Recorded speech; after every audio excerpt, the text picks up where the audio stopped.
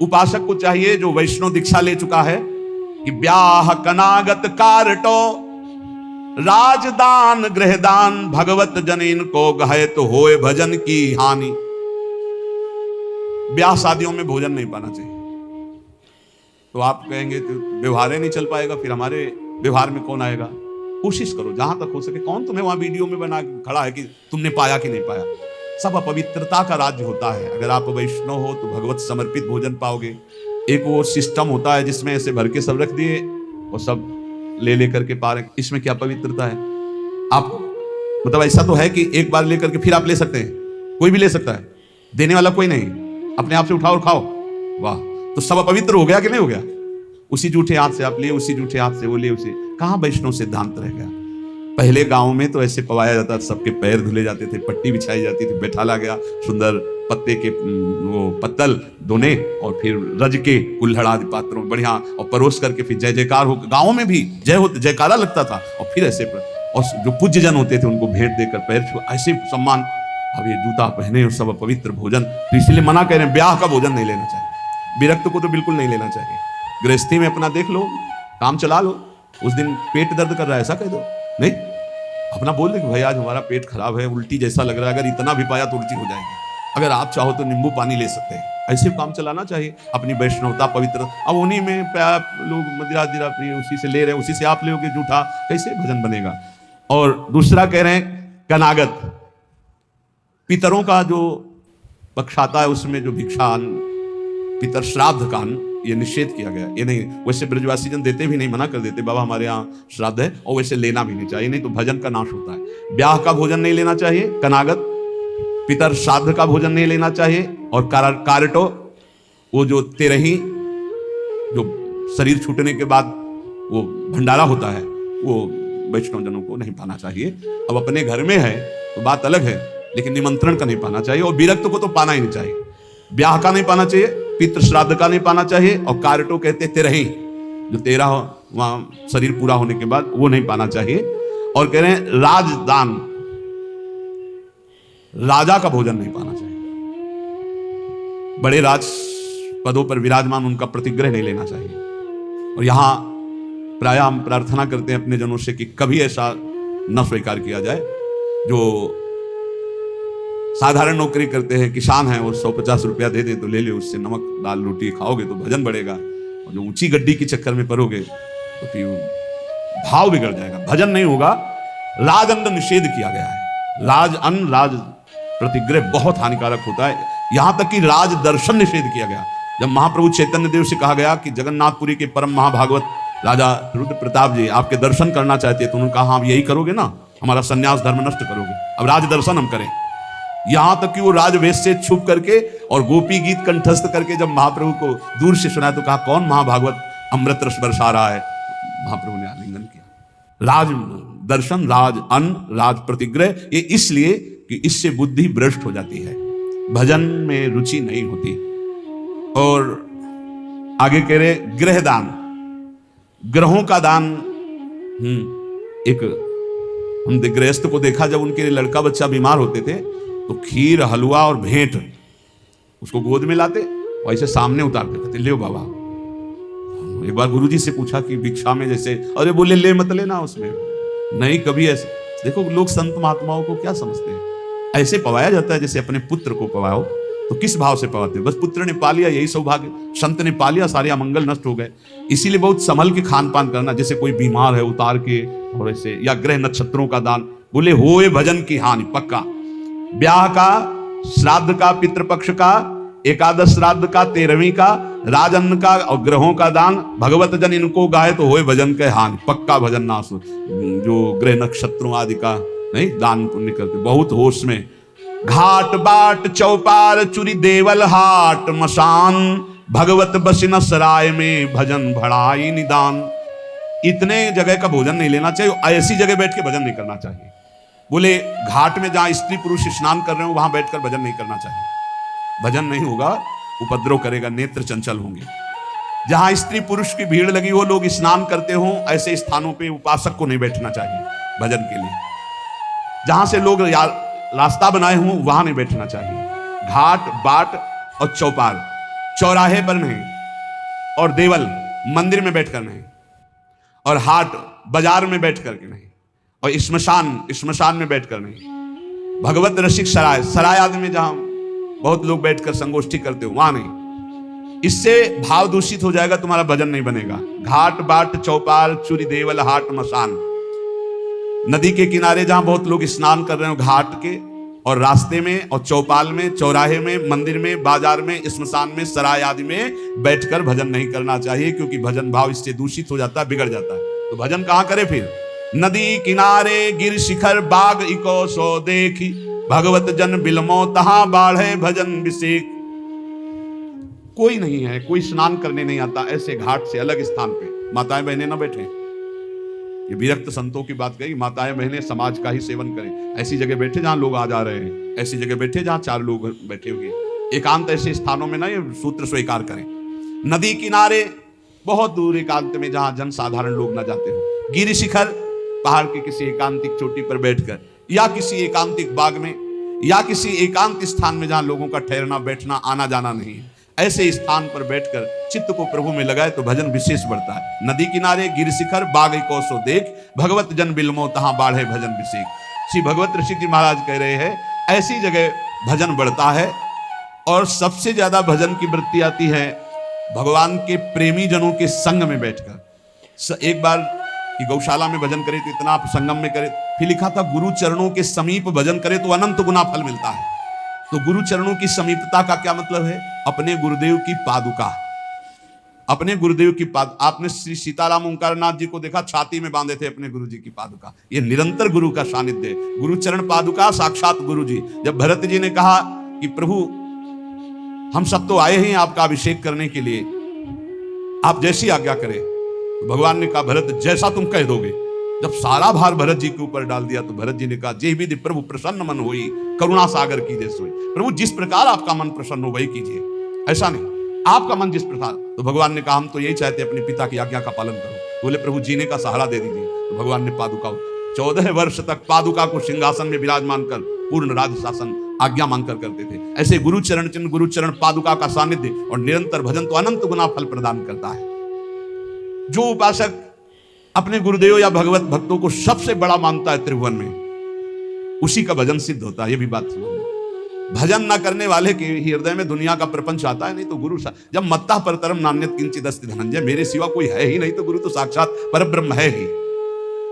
को कहे अवनी बड़ी, भगवत ऋषि की कोई कहता है कि संसार में सबसे बड़ी भूमि है, पृथ्वी सबसे बड़ी है, तो कोई कहता है नहीं पृथ्वी से बड़ा तासु दूनो समुद्र पुनी, पृथ्वी से बड़ी समुद्र है, पृथ्वी से बड़ा, क्योंकि पृथ्वी से कई गुना बढ़कर जल है, तो समुद्र बड़ा है।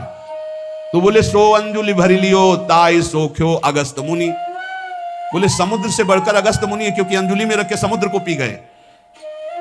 तो बोले अगस्त भी तो आकाश में एक तारे की जगह है। नव अगस्त को बास छिपे उद्योत भानु के, जब सूर्य प्रकट होता है तो उनका टिमटिमाना भी नहीं दिखाई देता, आकाश में विराजमान है अगस्त।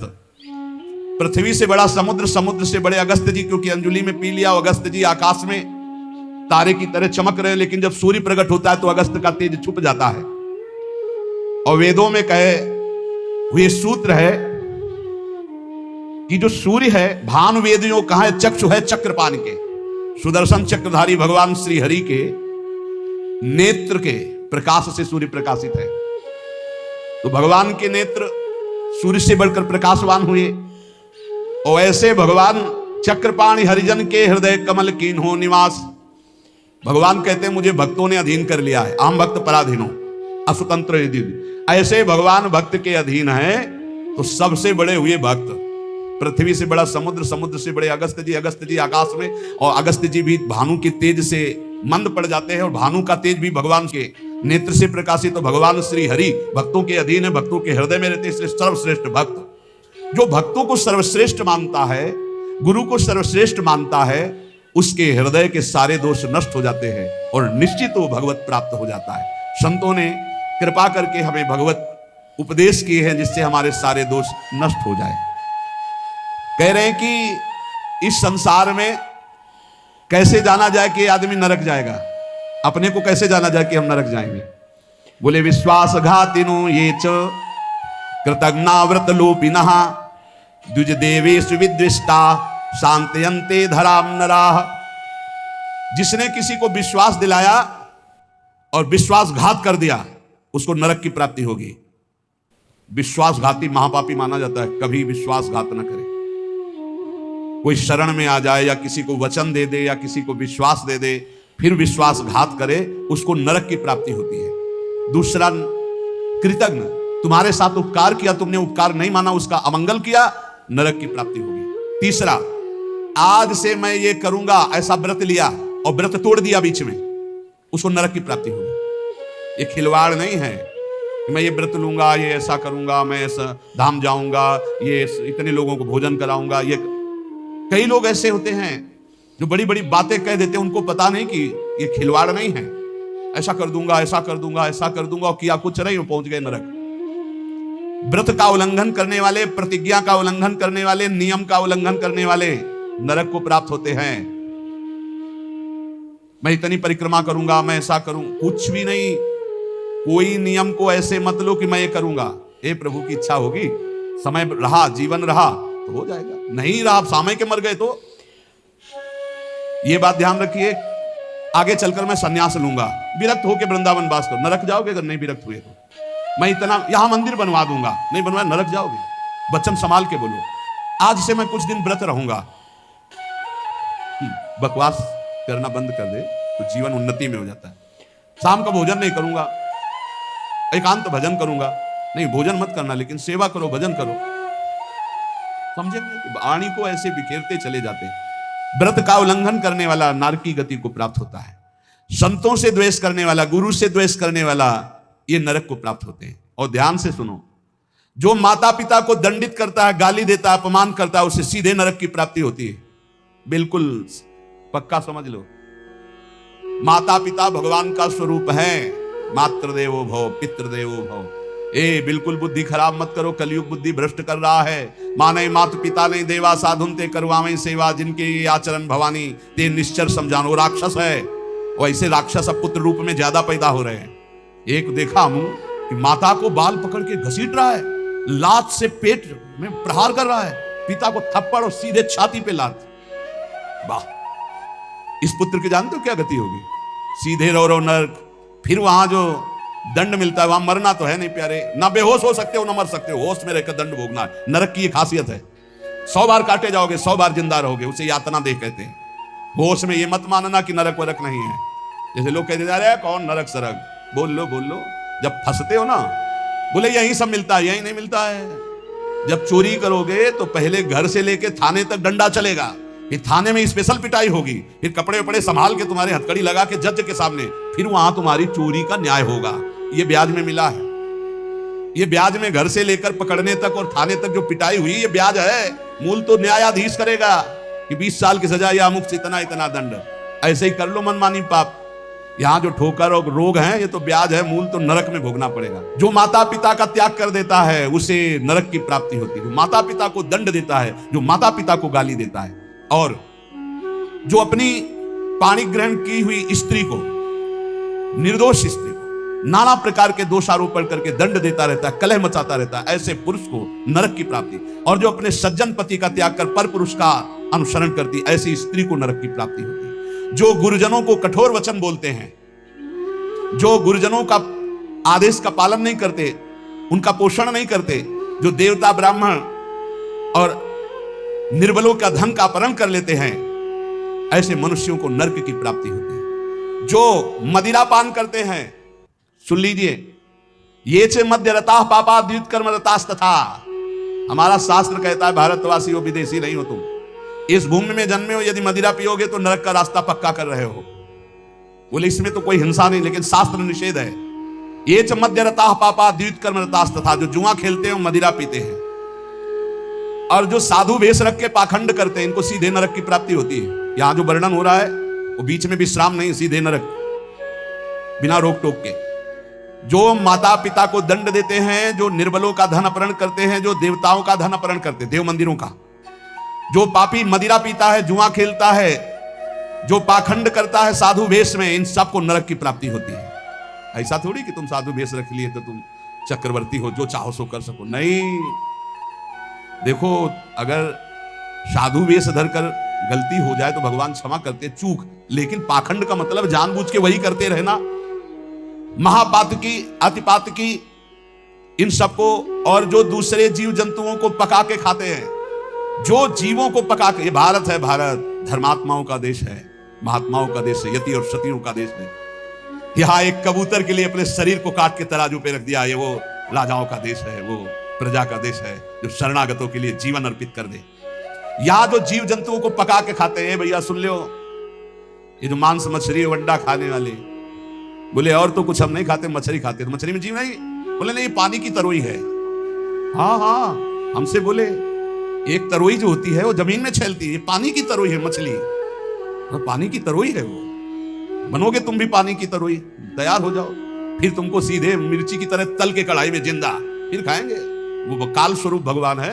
अर्जुन को दिखाया कि देखो भीष्म द्रोणाचार्य लौंग इलायची की तरह फंसे हमारी दाढ़ों में, होश में रहो। शास्त्र आज्ञा है, जो दूसरे जीव जंतुओं को मार के उबाल के, बोले हम तो नहीं इसे पर खरीद के लाते हैं, वैसे भोग मिलेगा, दंड मिलेगा। और सुनो, जो सत्कर्म का संकल्प करके सत्कर्म नहीं करते, सत्कर्म का संकल्प लेके, सत्कर्म का ये करूंगा, ये दूंगा, ये ऐसा कभी मत बोलो, जबान से कर दो, कर दिया जबान से बोल दिया और किया नहीं तो नरक जाओगे।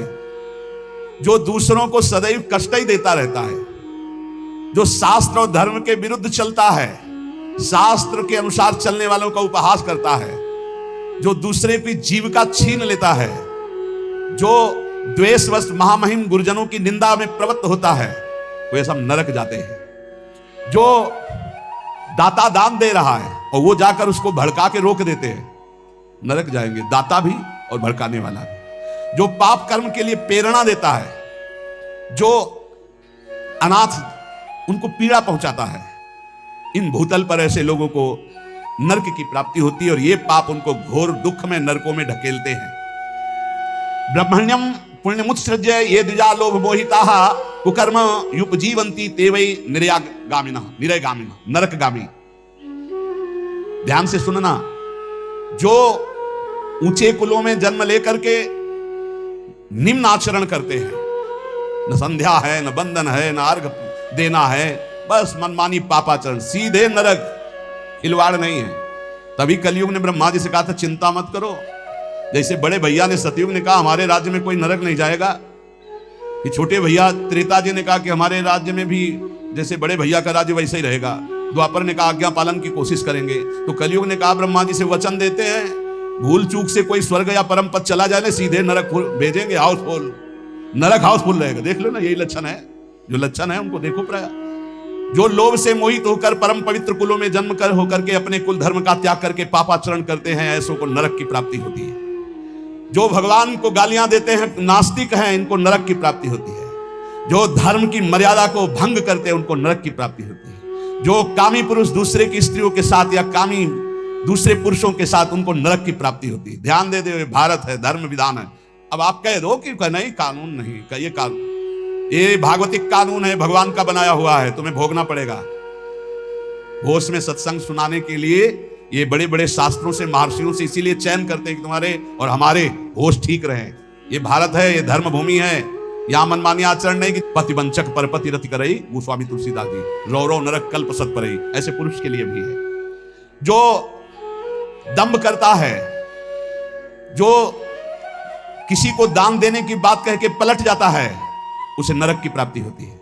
जो दूसरों की चुगली करता है, जो अभिमान में भर करके दैन्य पुरुषों को सताता है, ऐसे लोग होते हैं। जो झूठ बोलता है बात बात पे, उनको नरक की प्राप्ति होती है।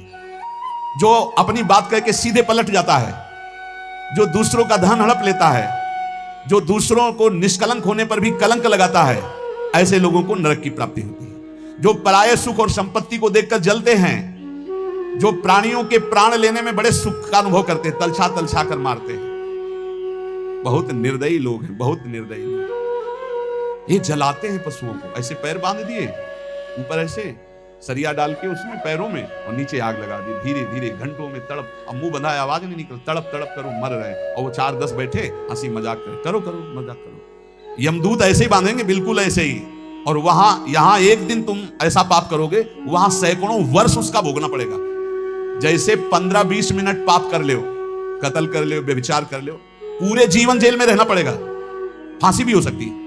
ऐसे ही यहां एक पशु को तुमने जलाया, आनंद लिया, वहां हो सकता है कि एक कल्प तक तुमको जलाया जाए। जैसे यहां एक 15 मिनट का अपराध, आजीवन कारावास।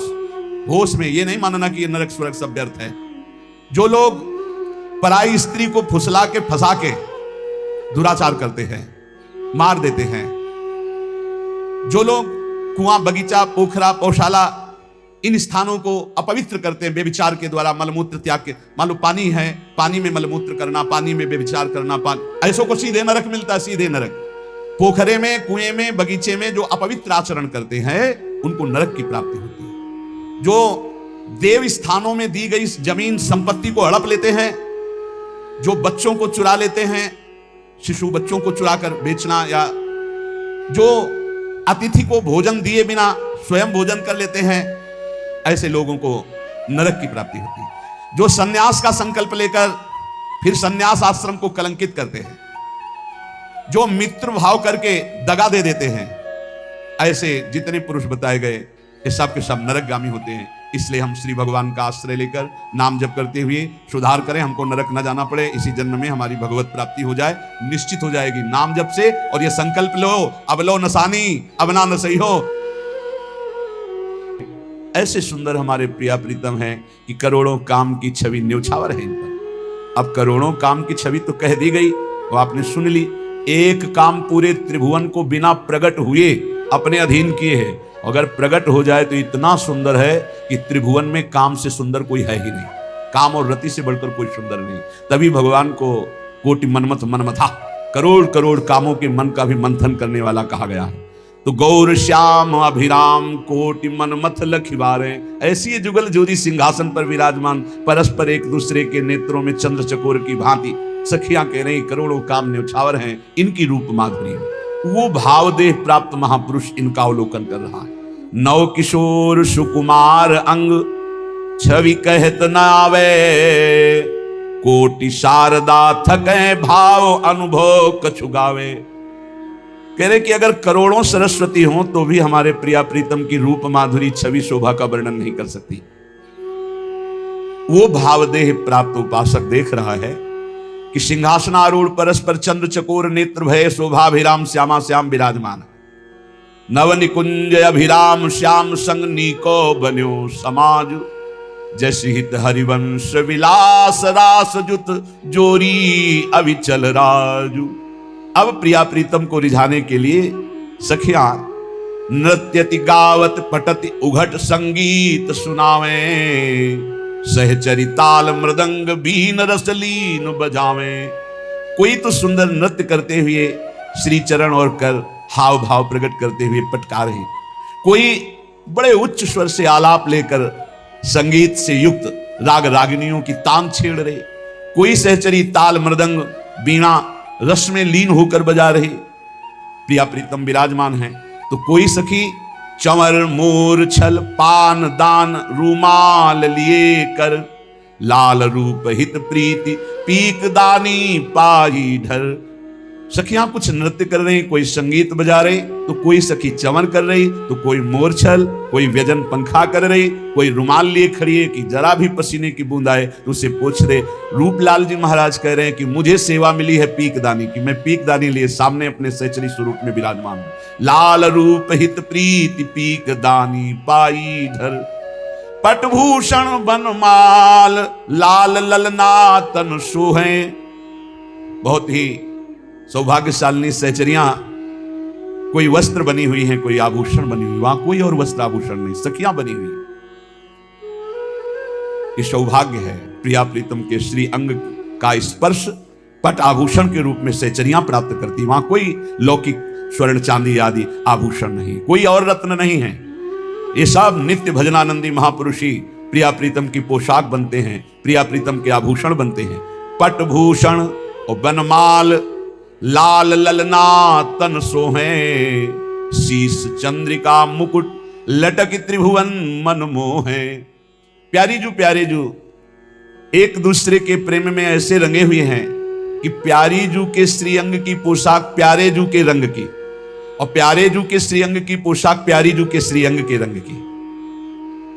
प्यारे जो मोर मुकुट धारण किए हुए झुका हुआ है प्रियाजू की तरफ, और प्रियाजू की चंद्रिका मोर मुकुट का स्पर्श कर रही है। त्रिभुवन मनमोहन ऐसे युगल सरकार को सखियां रिझा रही। वो भावयुक्त उपासक देख रहा है।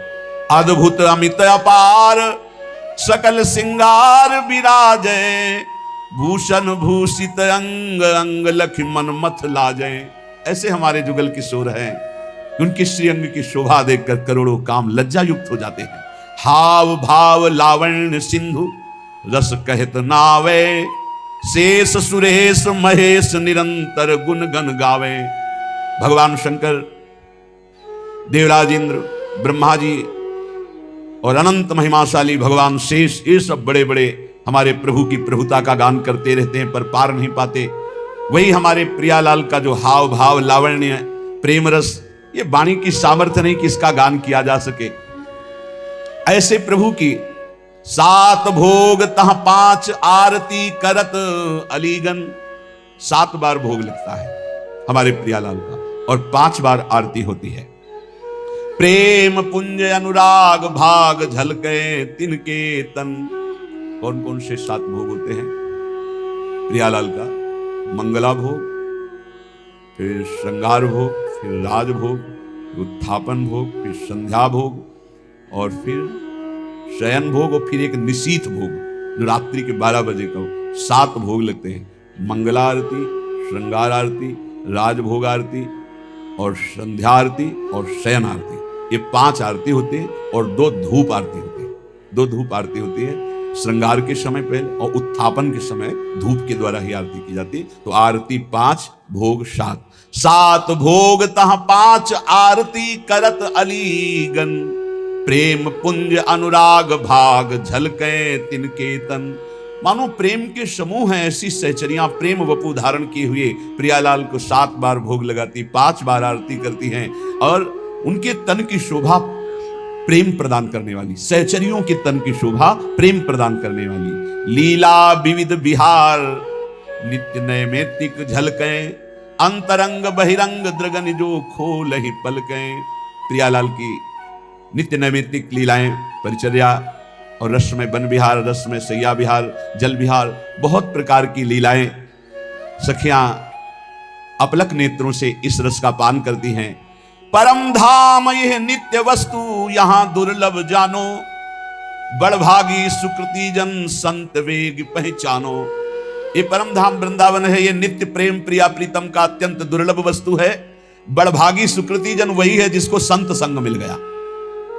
अब दुर्लभ नहीं रहेगा प्रेम, पर महत्संगस्तु दुर्लभ हो, अगम्य हो, अमोघस्य। 3 बातें देवर्षि नारद जी ने। महापुरुषों का संग बड़ा दुर्लभ है, अगर मिल जाए तो निर्वाह करना कठिन है, क्योंकि अहम और मनमानी आचरण ये हमको उनकी आज्ञा में टिकने नहीं देते। अगर निर्वाह कर ले जाए उनकी आज्ञा का, अमोघस्य दुर्लभ प्रेम वस्तु प्राप्त हो जाए। परम धाम यह नित्य वस्तु अति दुर्लभ जानो, बड़भागी सुकृति जन। वही बड़भागी, वही तपस्वी, वही पुण्यात्मा संत वेगी पहचानो, जिसको संतों ने पहचान में ले लिया, ये मेरा जन है।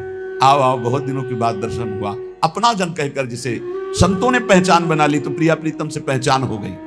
क्षर साधक की देह लखे अक्षर ओंकारा, ताऊ पर ये धाम अक्षरातीत बिहारा।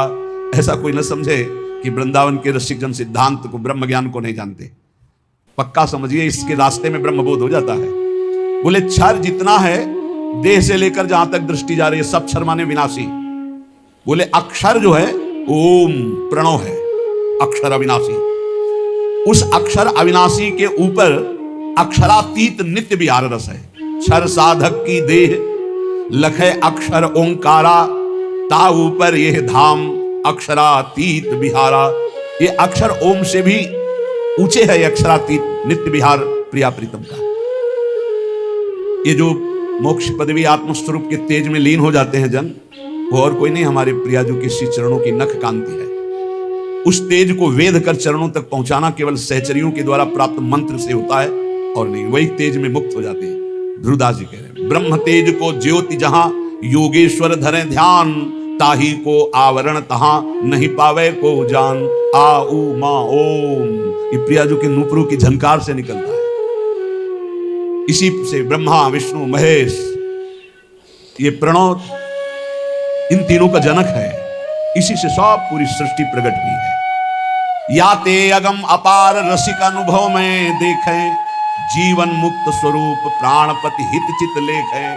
रसिक जन अक्षरातीत स्थिति में, प्रणव के भी ऊपर अक्षरातीत प्रेम रस धाम, बोले वो जीवन मुक्त महापुरुष अपने प्राणपति के रूप में युगल सरकार का अनुभव करते हैं। अक्षर मध्य अकार आ, ये विष्णु है प्रगट दिखायो। ये भगवान विष्णु का स्वरूप जो है वो आ से प्रकट हुआ। प्रथम उपासना करे तहाते और न पायो, सबसे पहले उपासना इन्हीं की प्रारंभ होती है जो प्रगट जगत में पालन करने वाले भगवान विष्णु नारायण हरि के नाम से संबोधन किए गए। शिव विधि सुख शनकादि आदि ऋषि नारद जान्यो, आचार्य भय प्रगट दियो त्रिभुवन पहचान्यो। भगवान शंकर इसी प्रणों से सुख शनकादि आदि जितने भी ये ऋषि हैं भगवत स्वरूप हैं, इन्होंने यही अनुभव किया है। प्रथम एक ओंकार आकार तहां निज सेवय। कोई समझता हो ये प्रेमी जन वृंदावन के क्या जाने ओंकार अकाल पुरुष को, नहीं, सत्य में जब चित्त जुड़ता है तो पूरा का पूरा अनुभव होता है। हर वेदांत का सूत्र अनुभव होता है, भले वो ना बोल पावे लेकिन उनको अनुभव होता है।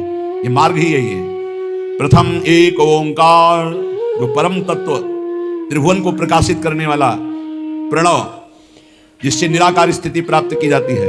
प्रेमी जन उसको क्रॉस करके आगे बढ़ते हैं। नित्य विहार रस, उसके ऊपर द्विदल कमल रसिकन चित भेवे, दो कमल विराजमान है, एक नील कमल और एक कंचन कमल, प्रियालाल। इन्हीं से अवतार, जितने अवतार होते हैं इनके मूल श्री लाल जी महाराज, इन्हीं के अंश से सब प्रकट होते हैं। जो यह विदिशो करे चिंतवन मन तन माही, जीवन मुक्त स्वरूप प्रेम पर से परछाही। देखो श्री जी की कृपा से अपने को प्रणों का भी चिंतन करने का अवसर मिला, वेदांत का भी चिंतन का। तब बाद में जो ये राधा राधा चिल्ला रहे हैं ना, ये कोई हम कई बार कह चुके हैं कि केवल कोई अंधविश्वास या कोई भावना से नहीं करते, ये तत्व की बात कह रहे हैं। ये परंपरा विद्या है राधा नाम। पीछे आज के ही दिन एक संगीत बजाने आए थे इसमें मंगला में प्रातःकालीन, तो आज उनको आना था। उनमें से एक पधार गए, नरक नहीं जाएंगे। वो महाराज जी क्यों, उसको तो कोई भजन से मतलब नहीं, वो तो पैसा लेके आया था। लेकिन कहाँ आया था? वृंदावन।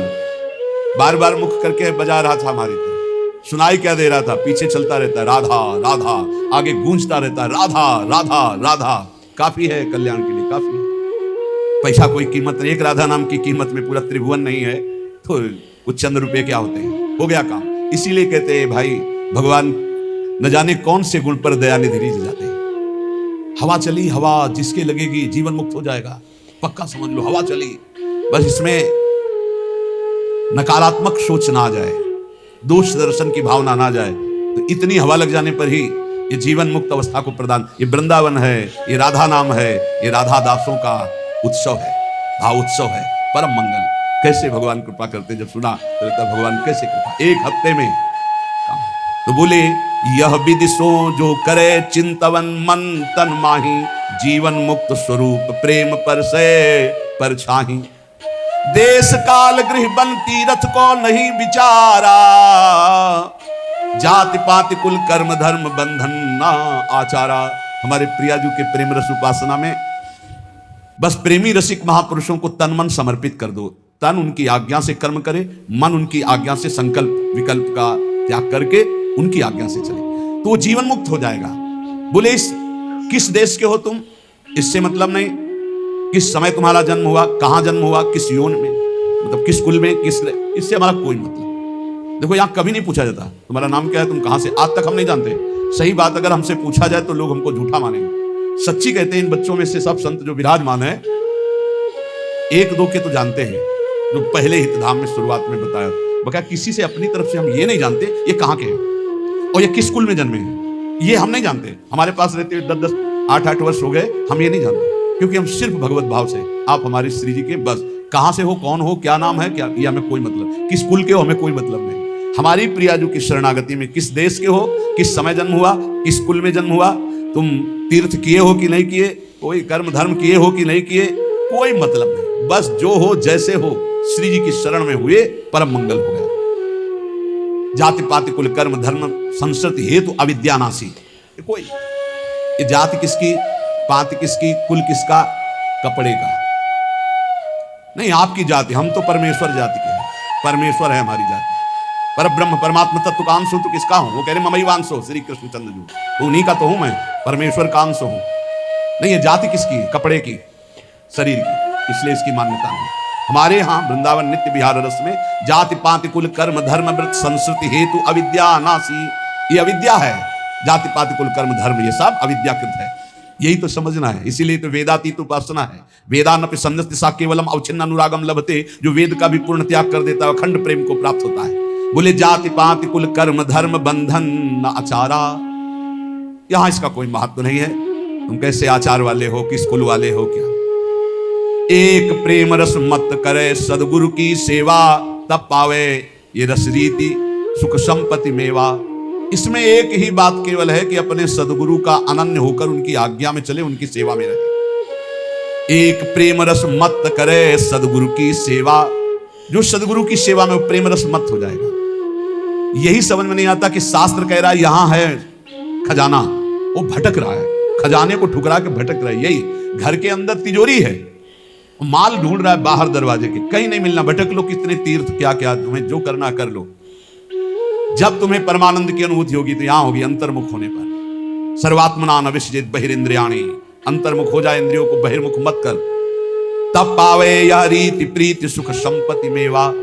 ये जो परमानंदमय प्रेममय प्रियालाल का सुख है, ये तभी पाएगा जब सदगुरु की आज्ञा उनकी सेवा में रहेगा। मनन मानसिक करे रैन दिन प्रेम अभंगा, ऐसे उपासक का मन प्रियालाल की मानसिक सेवा में प्रवेश पा जाता है। अभंग प्रेम नित्य एक धर्मिन संग, तो रंग बढ़त नित्य नित्य सरस, तो नित्य नित्य प्रेम अभंग, यह जो कृपा हरिवंश की अभंग प्रेम की स्थिति मन में, वो मानसिक सेवा में रत रहता है। क्या स्थिति होती है? रोम रोम अनुराग रंग रस रसिकन संगा। प्रियाजू कृपा करती है, अपने रसिकों का संग देती है। रोम रोम अनुराग रंग से भरा उन रसिकों के संग से हृदय आनंद रंग में लगा। जब लगी यह तन रहे तब ही लगी भाव प्रकाशे, त्रिभुवन मंगल रूप त्रिगुण पर सत नहीं आसे। जब तक शरीर रहता है तो बाहरी उसकी क्रियाएं होती रहती है, लेकिन वो अपने भाव दे से स्वामिनी के संग होता है, ये कोई बाहरी नहीं जान पाता। और तन छूटे लही भाव रूप निज सेवय दंपति, नित्य धाम निज नाम सहज पावे सुख संपत्ति। यदि शरीर रहते तुम्हें सहचरी भाव नहीं प्राप्त हो पाया और प्रियाजू की शरण में रहे, तो शरीर छूटने के बाद निश्चित सहचरी देह की प्राप्ति हो जाएगी। तन छूटे लही भाव, दो प्रकार के यहाँ उपासक बताए। एक शरीर रहते सहचरी भाव प्राप्त करके शरीर की क्रियाएं बिल्कुल ठीक व्यवहारिक वैसे ही हो रही हैं जैसे एक सम्यक विवेकवान साधक करता है, और आंतरिक को अपने भाव देश से प्रिया प्रीतम के समीप रहता है। यदि ऐसी स्थिति नहीं आ पाई जीवन में, वो सहचरी भाव को नहीं प्राप्त हो पाया, तो तन छूटे लही भाव रूप निज सेवय दंपति, ये पक्का है। आचार्य शरण में है, गुरु शरण में है, तो शरीर छूटने के बाद सीधे उसे सहचरी देह की प्राप्ति होगी और प्रिया प्रीतम के समीप पहुंच जाएगा। नित्य धाम निज नाम सहज पावे सुख संपत्ति। नित्य धाम वृंदावन में सहज सुख प्रिया प्रीतम की सेवा सुख को वो प्राप्त कर लेता है। ये परम तत्व सिद्धांत निगमागम को सार, श्री रूप लाल हित गुरु कृपाते लख लिखियो सुविचार। श्री गुरुदेव की कृपा से रूपलाल गोस्वामी जी कहते हैं, मैंने जो नित्य विहार वृंदावन के सहचरी भाव का सिद्धांत अनुभव किया, वही तुम्हें लिख करके बता रहा हूं। जाही अनुभव होई सोइया रस को पावे, भूले गतिमति देह नेह जग के बिसरावे। जिसके हृदय में सहचरी भाव का जागरण होता है, वो सदैव इस रस में स्थित रहता है। उसको ना शरीर की चिंता रहती है, ना वास की चिंता रहती है, ना परिवार की चिंता रहती है। गृहस्थ हो या विरक्त हो, एक अलमस्ती छा जाती है और स्वयं भगवान उसके भरण पोषण की सब जिम्मेवारी योगक्षेमम वहां में हम।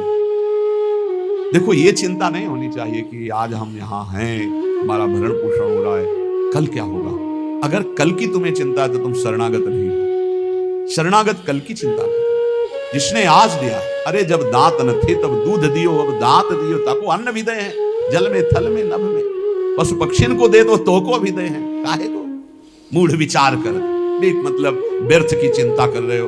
देखो कितना बड़ा कृपालु भगवान।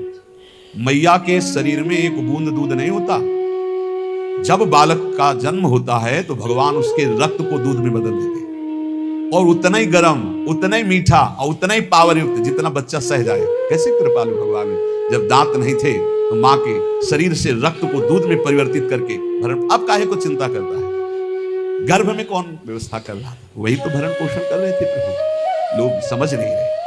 वैष्णव होकर, भगवत दास होकर कल की चिंता करते हो। तुम्हें कभी ऐसा नहीं लगता कि स्वामिनी के चरणों का भरोसा ही नहीं आया है। हरे नर्क स्वर्ग अपवर्ग आस नहीं त्रास है, जा राखो ता रहो मान सुखरास। ये जीवन प्रिया जी को दिया। नाम रूप का निरंतर चिंतन करते हुए प्रियालाल जहां जैसे। शरणागति का बहुत बड़ा बल होता है। अभी शरणागति नहीं हुई, इसीलिए बहुत सी त्रुटियां हृदय में अपना स्थान बनाए रहती हैं। जाही अनुभव होई सोईया रस को पावे, भूले गतिमति देह नेह जग के बिसरावे। सांसारिक संबंध फीके लगने लगते हैं। ये मृत शरीर दिखाई देने लगता है, मरा हुआ है। बस जब तक ये चल रहा नहीं, पहले ही मरा हुआ अनुभव में आ जाता है। रसिक उपासक संग करे, छिन छिन रुचि बाढ़ है। ये बहुत कठिन है रसिकों का संग। अगर रसिक संग में छिन छिन रुचि बढ़े तो ये दशा आ जाएगी। सुनत नाम गुण रूप पुलकी गदगद तन का है। नाम सुनते ही, रूप सुनते ही, लीला चरित्र सुनते ही रोमांच होने लगे। मेरे प्रियालाल की बात हुई। ये रसिकों के संग से प्राप्त होता है प्रेम। रेमन रसिकन संग बिन रंचना उपजय प्रेम। इस संसार में मोह रात्रि अज्ञान की ऐसी फैली हुई कि सब सो रहे हैं, सब स्वप्न देख रहे हैं। मेरी पत्नी, मेरा पुत्र, मैंने ये भोगा, मैं ये भोग लूंगा, ये मैंने जमा कर लिया, ये जमा कर लूंगा, ये कर लिया, वो कर लूंगा। ये स्वप्न चल रहा है। निशा तिमिर अज्ञान मध्य कोई एक जागे। अरबों खरबों सब मनुष्य शरीर है, सब सो रहे हैं। मोह निशा सब शोभनिहारा, देखे स्वप्न अनेक प्रकारा। ये अनेक प्रकार का स्वप्न है। कोई बिरला एक जगता है। क्या जगता है? ये जन्म भगवत प्राप्ति के लिए। अब मनमानी आचरण नहीं करूंगा, अब शास्त्र और गुरु की आज्ञा के अनुसार चलूंगा। तो विरह उपास विशास प्राणपति सो अनुराग। उसके अंदर विरह, उपासना का फल क्या है? विरहाग्नि जग जाना, प्रियाजू के मिलन की, प्रियालाल के मिलन की, प्राणपति श्री जुगल सरकार के मिलन की विरहाग्नि जल जाना। कैसे मिलेंगे, कैसे उनको देख पाऊं? वो देख पावे या न देख पावे, हर समय वो विकल रहता है। कैसे देखूं? कब मिली है पिय प्राणनाथ मनमोहन प्यारो। ये वेदना देखो ना, हृदय में क्या तुम्हारे चल रहा है? ये वेदना चलती है। कब मिली है प्रिय प्राणनाथ मनमोहन प्यारो, ललित त्रिभंगी रंगी प्यारो गुनगन गारो। कब मुझे लालजू मिलेंगे जो ललित त्रिभंगी समस्त गुणों के समुद्र हैं, बड़े प्यारे हैं, अद्भुत लावण्य हैं। कब मिलेंगे हमारी प्यारी जो? कब मिलेंगे? ये कभी अंदर की बात, अंदर चले। ये तो छिन छिन जुगल किशोर रूप अनुभव अवगाहे, चाह विरह उपजाए कामना मन की दाहे। सारी कामनाएं भस्म हो गई रसिकों के संग से। एक ही चाह रह गई, कैसे युगल सरकार मिले, कैसे प्रिया प्रीतम मिले। तो अनुभव में जो रूप बतायो श्री गुरु अपनो, करे चिंतवन ताको जग को जाने सपनों। बिल्कुल सत्य मान लीजिए, ये स्वाप्निक जगत केवल हमारे समय को नष्ट कर रहा है। यदि हम गुरु प्रदत्त नाम और रूप मंत्र का चिंतन नहीं कर रहे तो हमारा समय व्यर्थ जा रहा। पक्का पछताओगे, हाथ कुछ नहीं लगेगा। जब गुरु प्रदत्त नाम मंत्र जपा जाता है तो गुरु प्रदत्त इष्ट का रूप झलकता है। तो तत्सुख सेवा रीति तब ही विदिशो कीजय। उसके हृदय में तत्सुख भाव जागता है। तत्सुख भाव जागे बिना जीवन का लाभ नहीं। ये मत सुख में, स्वसुख में तो पूरा विश्व भ्रमण कर रहा है। वो तीर्थ भी जा रहा है तो सुसुख वासना से, सत्संग भी आया है तो सुसुख वासना, मुझे सुख मिले। तत्सुख प्रियालाल को कैसे सुख देऊं? कौन सी बात करूं, कौन सा कर्म करूं, कौन सी चेष्टा करूं, कौन सा भाव करूं जिससे मेरे युगल सरकार मुस्कुरा दे? ये बात तत्सुख सेवा रीति तबई विदिशों की जय, बढ़त रहे अभिलाष नीर नयनन भरी लीजिए। बड़ी कृपा होती है। जब कोई सेवा की सौंध नहीं है और सेवा का भाव बढ़ता है, तब आंसुओं से सेवा होती है। जैसे मधुकरी भी नहीं मिलती थी। जैसे दीपावली और त्योहार, होली को तो कभी भोजन मिलता ही नहीं था, पक्की बात। दीपावली है, दोपहर को जाते थे मांगने 1-2 बजे की, ना बाबा त्योहार है नहीं। सबकी दीपावली जल रही होती थी, हमारी कुटिया अंधेरे में, सब हर्षोल्लास मनाते होते, हम भूख सहते हुए नाम जप करते। दीपक जलाने की व्यवस्था, यही बलराम कुछ मीठा कभी ले आवे। तो जब सब हर्षोल्लास में होते, तब अपनी श्री जी के पास बैठ के मिश्री का टुकड़ा ऐसे रख के और एक जल रख के भावना करते। 56 भोगों में जो याद आता हो भाव, फिर रोना आता। प्रिया जी, मुझे किंचन गरीब के पास केवल आप ही रहे। ये वस्तुएं तो है नहीं कि हम आपको दुलार कर सकें, बस भाव ही हमारा है। ये रोना तब आता है जब कोई अपना नहीं होता, कुछ अपना नहीं, बिल्कुल प्रियालाल के सिवा कुछ नहीं, तब ये रोना।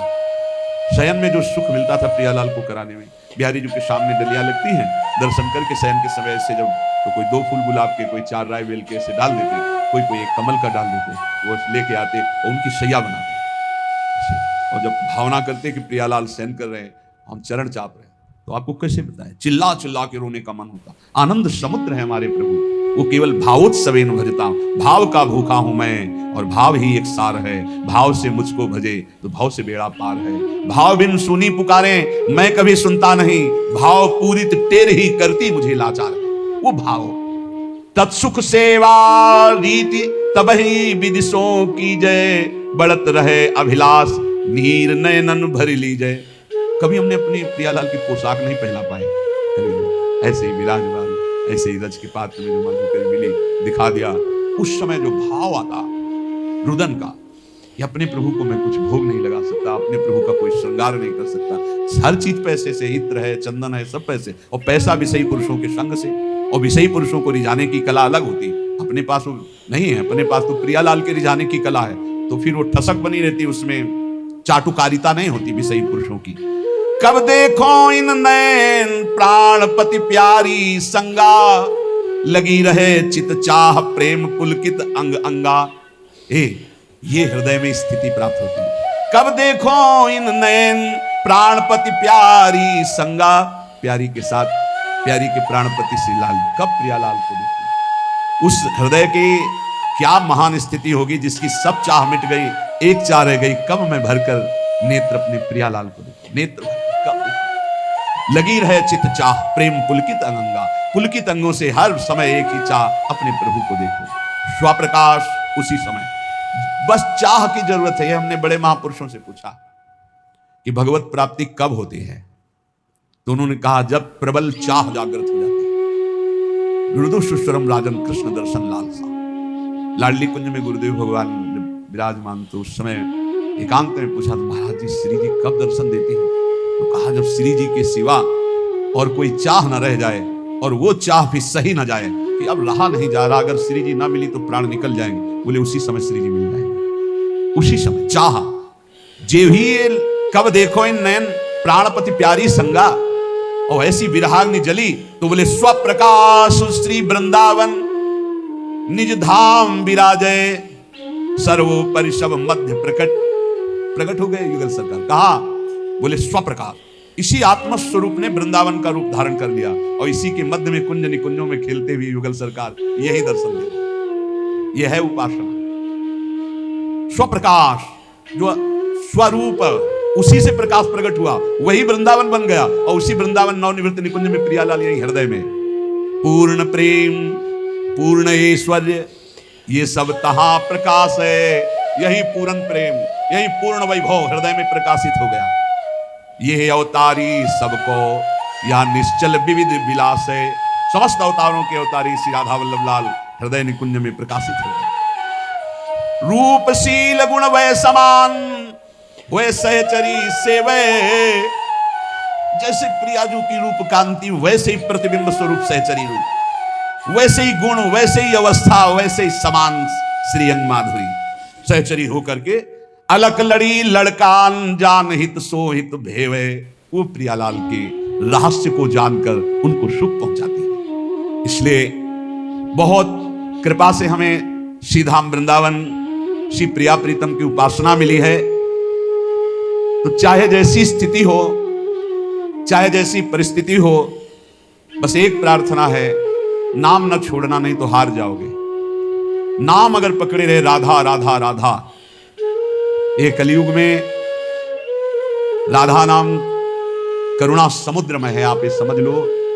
ये आगम निगम पुराणों में अगोचर है, ये वृंदावन की भूमि से प्रकाशित है, ये पराविद्या है। बड़े भाग्यशाली होंगे जो इस राधा नाम का आश्रय ले लेंगे। शरीरम श्री वृंदावन भुवि सदा स्थापय मनः। अगर शरीर वृंदावन में नहीं रख सकते तो वृंदावन की रज तो शरीर में लगा सकते हो। देख लो, अगर हमारी प्रार्थना आपके कान तक पहुंच रही हो, आप स्वीकार कर लें। गिरिराज जी की परिक्रमा की रज, वृंदावन की कहीं भी रज लेकर उसको चाल करके एक पात्र में रख लो, जैसे पाउडर लगाते हो, थोड़ी ऐसे रज लिया, पूरे शरीर में स्नान के बाद लगा लिया। देख लेना, शरीर में रज लगी है तो तुम्हें वृंदावन धाम निश्चय प्राप्त होगा। निश्चय, निश्चित हमारे वचन मान लो, तुम्हें वृंदावन की प्राप्ति होगी। शरीर छूटने पर तुम नित्य धाम वृंदावन जाओगे, कभी नारकी गतियों को प्राप्त नहीं होगी। और अगर शरीर वृंदावन वास कर रहा है तो बहुत ही मंगल बात है, बस सावधानी रखे, रहनी से रहे। क्योंकि आगे कह रहे शरीरम श्री वृंदावन भुवि सदा स्थापय मनः। मन भी वृंदावन में स्थापित करो, तन तो स्थापित किया भी। एक हमसे प्रश्न किए कि मैं वृंदावन जब आता हूं, वृंदावन 2-4-10 दिन रहता हूं, तो मेरे मन में दोष दर्शन होने लगता है। बाहर रहता हूं तो रोना आता है वृंदावन के लिए, अब मैं करूं तो क्या करूं। तुम कहा बाहर रहो, यहां मत रहो, आओ एक दिन दर्शन करो, भाग जाओ यहां से। क्योंकि तुम्हारे अंदर अभी क्षमता नहीं, भाव बिगड़ जाता है। तो यहां रहकर भाव बिगाड़ोगे तो सब बिगड़ जाएगा। बाहर रहकर अगर वृंदावन का चिंतन करके आंसू बहते हैं तो धन्य भाग है। श्री वृंदावन को चिंतवन यह दीप उर्बारी, कोटि जन्म के अगतम ही काट करे उजियार। कभी कभी आ गए, दर्शन कर गए, सत्संग सुन गए, रोज मोबाइल से सत्संग सुना, नाम जप किया, और वृंदावन का चिंतन करके अगर रोना आ जाए, फिर क्या कहें। ये उत्तम है। वृंदावन में रहकर तुम दोष दर्शन करो, एक दूसरे के प्रति निंदा अपराध करो, तो मुझे लगता है यहां भाव घटे। इससे अच्छा है तुम दूर रहकर अपने भाव बढ़ाओ। स्थापय मनः, वृंदावन में ही मन स्थापित करो। अब वृंदावन में दोष दर्शन करोगे, अपराध करोगे, वैष्णव द्रोह करोगे, ठीक बात नहीं। वो कह रहा था मेरा भाव बाहर से बहुत बढ़िया बनता है, भावोत्सवेन भजताम। अगर भाव बढ़िया बनता है तो भाव बनाओ, जब भाव ठीक हो जाएगा तो धाम आओगे तो यहाँ कुछ दोष दर्शन नहीं। ये सब भगवत लाडले हैं यहाँ ब्रज में, ये सब प्रियालाल के लाडले हैं।